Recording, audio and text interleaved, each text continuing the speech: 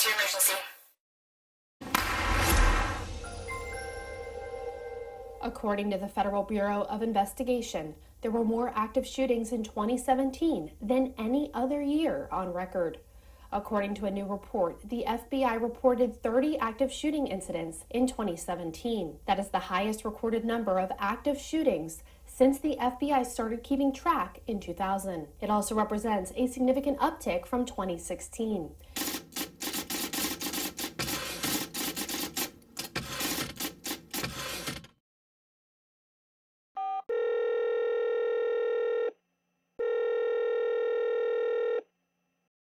American Security, Scarlett speaking. How can I help you? Listen carefully. I placed a bomb in your building. When will it go off? It will go off in 30 minutes. What does it look like?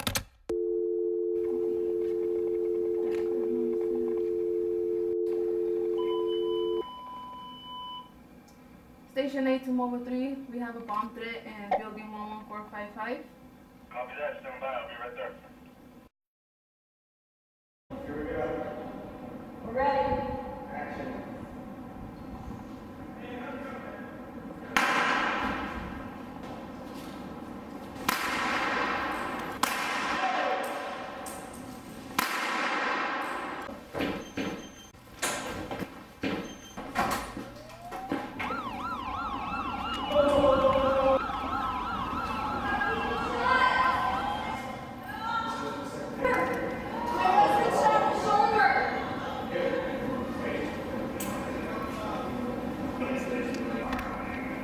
Came up on the wall.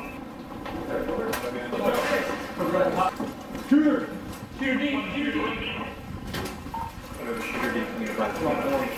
Make sure you come in.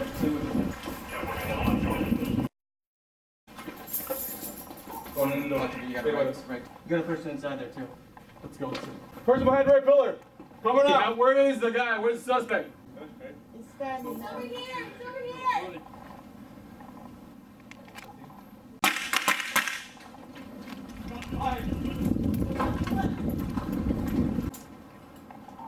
Barricaded suspect with a hostage right now.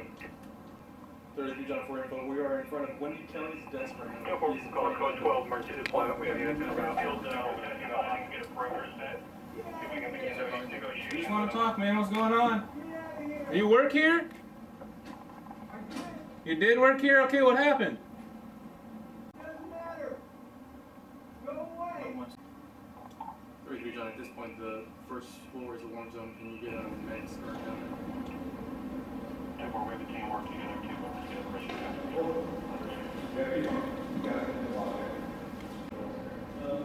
Can you move? Come to us.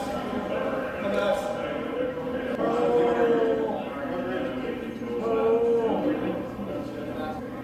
Help.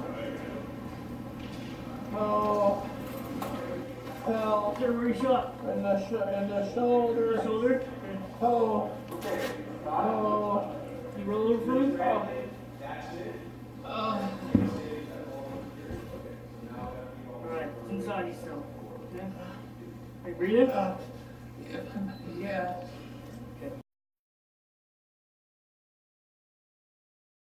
We're going to do a quick debrief. We have PD and Fire here to tell us kind of how it went from their perspective. Teresa and Rodrigo put a lot of effort into writing a script that was realistic, that allowed them to test their internal protocols, but hopefully I'll also transfer some of these lessons learned back to everybody else's buildings.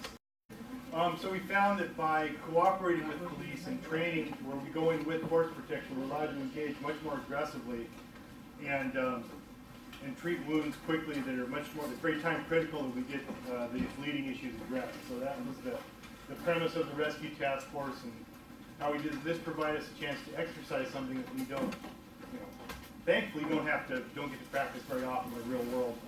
And yeah, so that, thank you all very much for providing us with this valuable training opportunity. Thank you for being here. For us, the same thing. We train in basically the same buildings all the time. So for our officers to have a chance to see a building that hopefully they will never see, but it has a different layout than they've traditionally trained in. And again, the Rescue Task Force, I won't say it's new for us, but we're trying to get everyone trained up on it.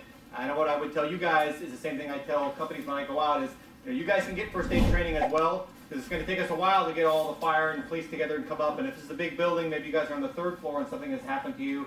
There's training out there for tourniquets and wound packing. You guys can help yourselves until law enforcement and fire can get there. So, it's all, we want to help you guys, but sometimes people need to help themselves a little bit as well. Yeah, again, we want to thank everyone for participating. This is a great opportunity for us as a company, public company. We're low rise, so we don't have to do all things that a high rise would, but it's still very important to us to keep our employees safe, as well as our tenants, and to, know what we're doing, and to be able to work with first responders. Hugely important, and to be working with BOMA San Diego, our Emergency Preparedness Committee. I'm the vice chair on that. Jeff is the chairperson. Great experience. So I thank all of the committee members that came, who brought your families.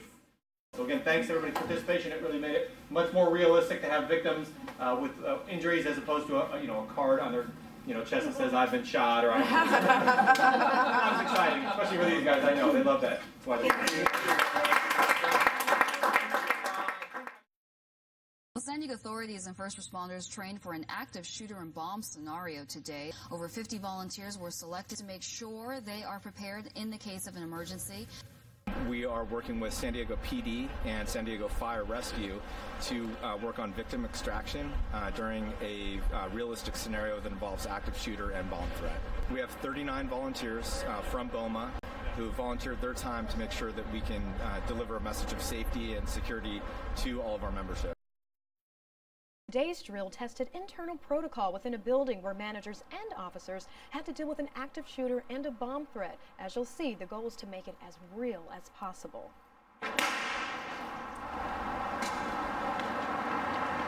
Frantically rushing out this American Assets Trust building in Carmel Valley, these volunteer victims played their part in an active shooter scenario with San Diego Police and Fire. We're getting more reports of shots fired inside on the 2nd floor.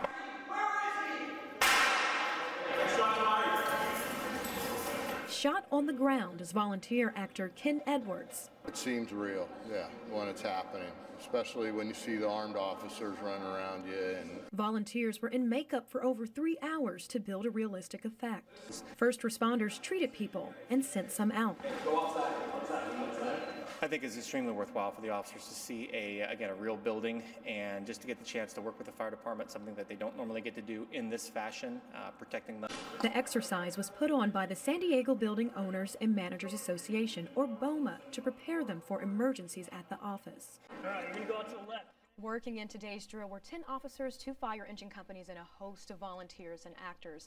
All the first responders had to take time off work to participate. I covered this training last year at the Hazard Center, and the group is already planning the drill for next year.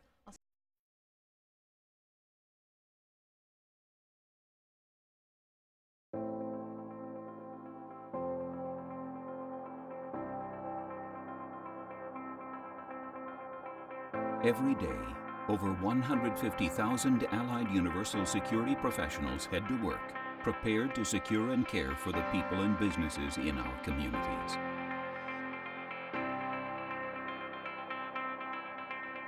They are responsible for protecting more than 20,000 client sites across North America, covering multiple specialty sectors such as higher education, healthcare, and corporate campuses.